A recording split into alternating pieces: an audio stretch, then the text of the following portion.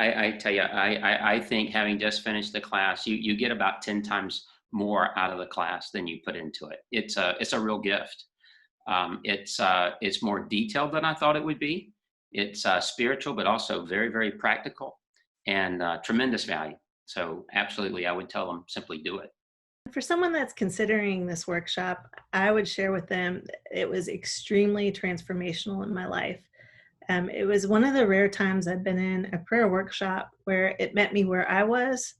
Um, I was able to make it very personal and about where I was in my journey and the pace I'm going at in my journey while still having the benefits of a small Christian community. That was really meaningful to me. So while I was parallel journeying with people that were at various paces and places in their prayer life, it was an opportunity to share and to listen to other people, and their insight really provided depth to my personal prayer life and where I was at. It's just a welcoming group. So any program I've ever been in is a welcoming group. So you're not going to feel like a stranger and you won't be judged. So your intent can be really anything. And I guarantee you'll get something out of it because it's a practical skill in life, in family, in business, and in our spirituality. So it's a skill that we can use anytime.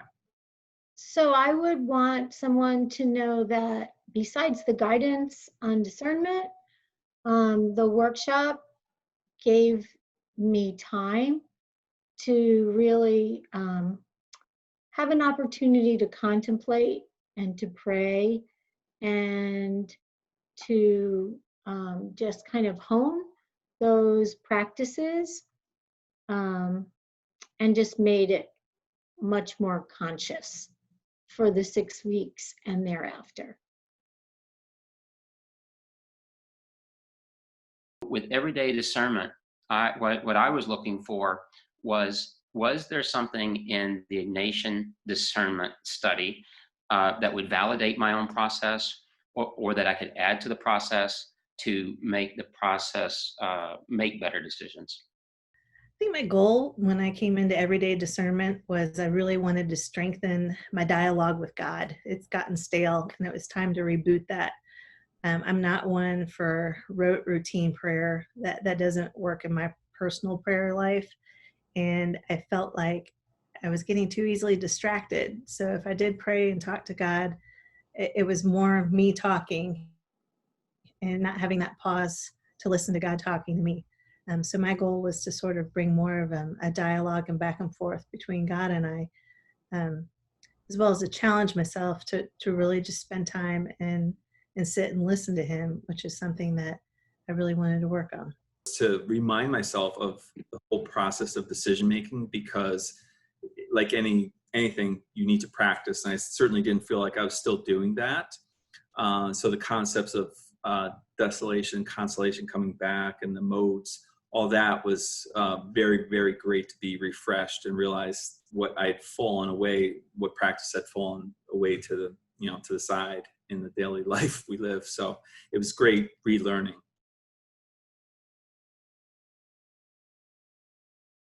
I feel as if my relationship with God has deepened. My main focus was to deepen my prayer life, but it has also taught me how to step back, put my emotions on the side, and lean on God and trust in God. The biggest way my relationship with God has changed is when I'm praying, I realized in hindsight, I skipped over the difficult things, the things that I didn't want to bring to God and sit with him and talk about because it made me feel uncomfortable. So using these principles really gave me the comfort to sit with things that I needed to bring to God and that were difficult. It allowed me to feel comfortable with that. And it really allowed me to listen to where God spoke to me on that particular issue I was bringing to him. One of the things I learned through the discernment class is that your emotions and some of your internal movements that you have when you consider different decisions are a very important component to add to that decision-making process.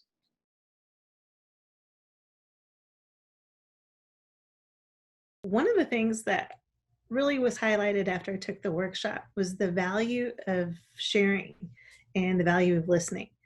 I thought that in my own personal prayer life, I might have heard half of what God said. And then when we were in small group discussion and I'm sharing my experience without judgment, we had what they call holy listening.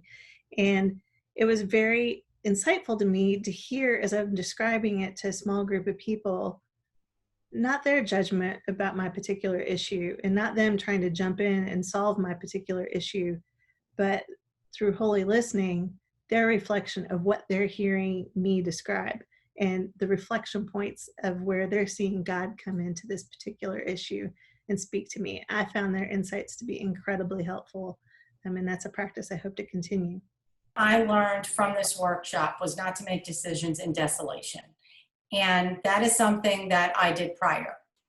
Based on emotions, in desolation, I would make decisions.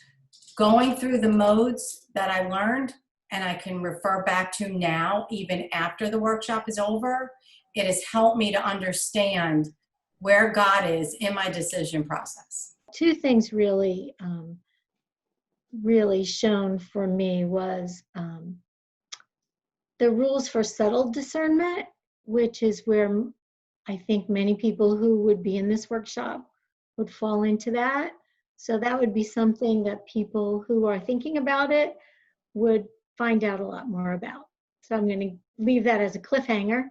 Taking a pause and praying about it early and often, and then bring in the worldly aspects of whatever that decision might be, but to not start with the worldly aspect of that decision, but pray. It really is like a beginner's permit. It's going to take a great deal of practice over time to be able to hone it into really a part of the way you make a lot of decisions. The one aspect of discernment that I really want to focus on is sitting with those difficult things. It's very easy for me to go through and click off with the examine, review my day, hit the high points, but to really use discernment to peel back the layers of something that has manifested itself in my life that I really need to delve into, doing the hard work. That's where I want to use discernment.